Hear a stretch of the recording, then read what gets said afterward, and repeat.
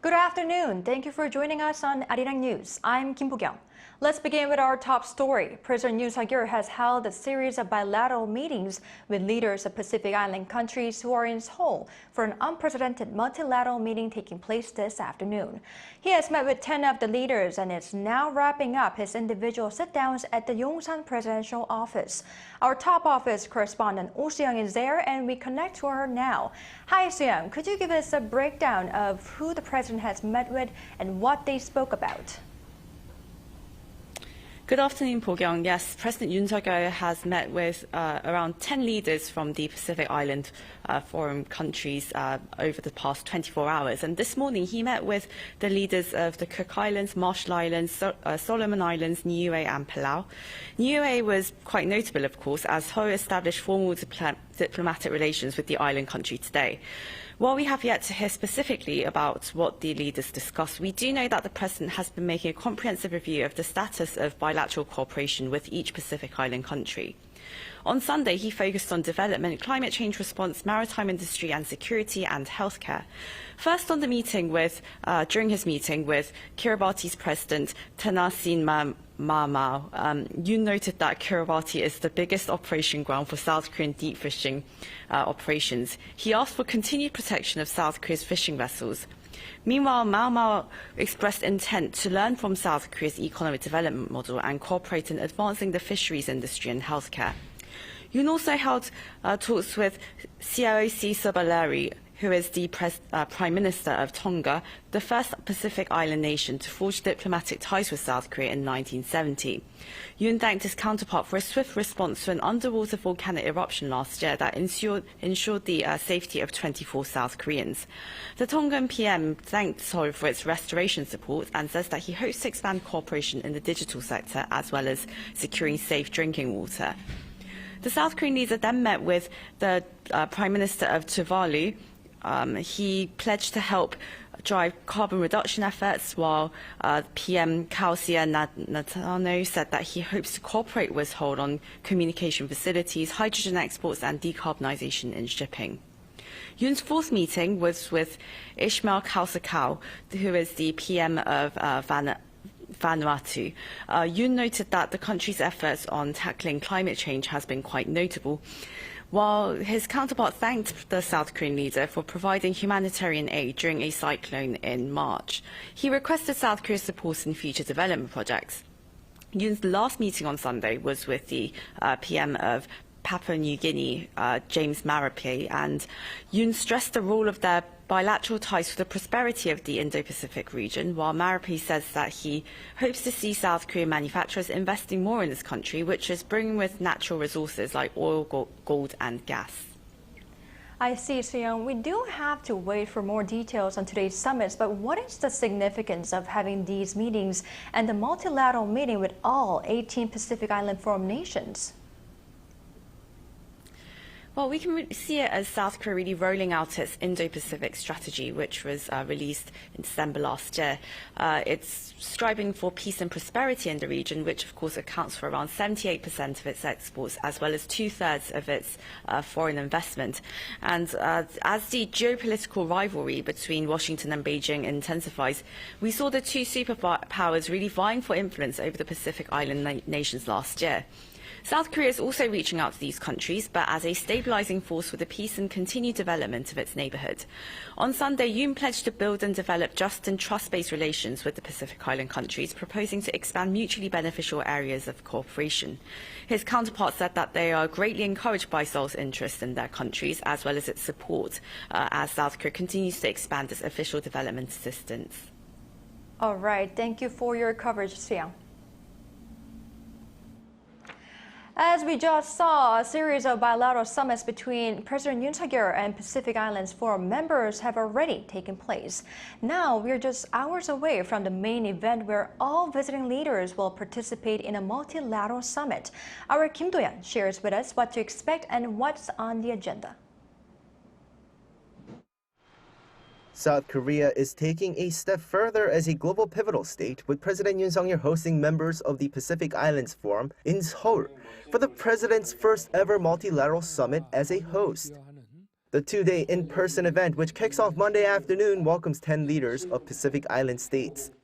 Those in attendance will focus on South Korea and the Pacific Islands expanding cooperation under the slogan Navigating Towards Co-Prosperity, Strengthening Cooperation with the Blue Pacific.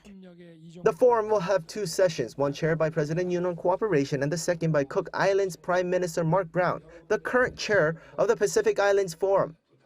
One aspect that South Korean government will focus on is convincing the visitors to support Busan in the city's quest to host the World Expo in 2030. South Korea could potentially win 11 votes from Pacific Islands Forum members, and in order to bolster support, President Yoon will head to Busan on Tuesday with the visiting members to tour potential expo sites. Another important aspect to this multilateral summit is that South Korea announced its Indo-Pacific Strategy late last year, which centered around freedom, peace, and prosperity. But top of agenda at the forum is tackling climate change, with the Pacific Island region feeling the direct consequences of climate change through rising sea levels and have recent devastating hurricanes. President Yoon will be looking at what role South Korea can play to solve the issue while also discussing more sustainable energy options for the countries. South Korea now joins the likes of the US, Japan, France, China, and India in hosting PIF members, and the top office says this follows their pledge to become a global pivotal state. In the meantime, First Lady Kim Gun-hee will also be hosting events for the spouses of the forum members, and activities are expected to include showcasing Korean traditional culture. Kim Do-yeon, Arirang News. North Korea has notified both the Japanese government and the International Maritime Organization of its plan to launch a military reconnaissance satellite between May 31st and June 11th. According to Japan's Kyodo News on Monday, North Korea will establish a maritime danger zone during the cited period. Japanese Prime Minister Fumio Kishida said that he will cooperate with South Korea and the United States in strong opposition to North Korea's move, as it violates a series of United Nations Security Council resolutions.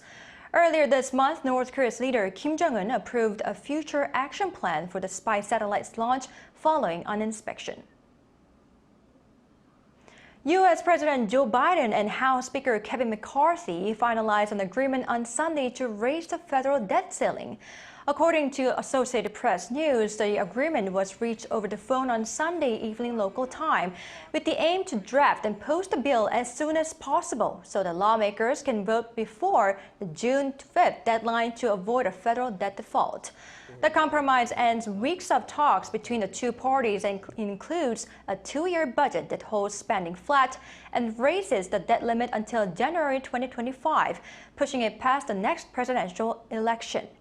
Biden is reportedly confident the plan will pass, ensuring a potential first U.S. government debt default is avoided. South Korea is into the knockout phase of the FIFA U-20 World Cup in Argentina following a goalless draw with Gambia. The young Tiger Warriors closed out Group F with 5 points from a win and 2 draws to finish behind Gambia. Both teams had already secured their places in the round of 16 before the match had even begun. South Korea, led by head coach Kim Eun-jung, will face Group B runners-up Ecuador in the round of 16, scheduled to kick off on Friday, 6 a.m. Korea time.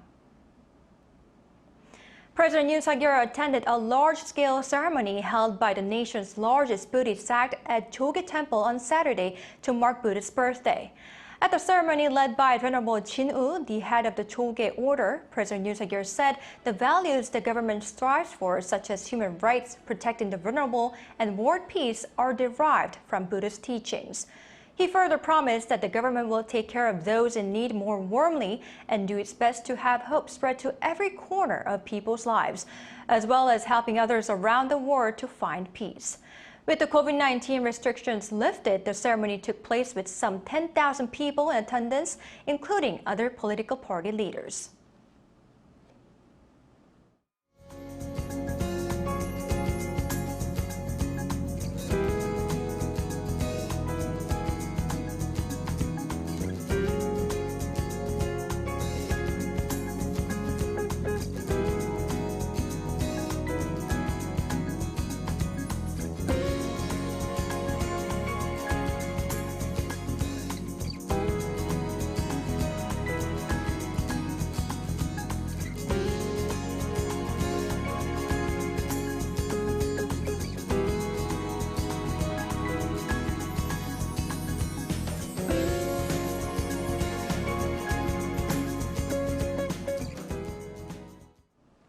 That's all for this hour. We'll be back with more updates at 6 p.m. Korea time. Until then, goodbye.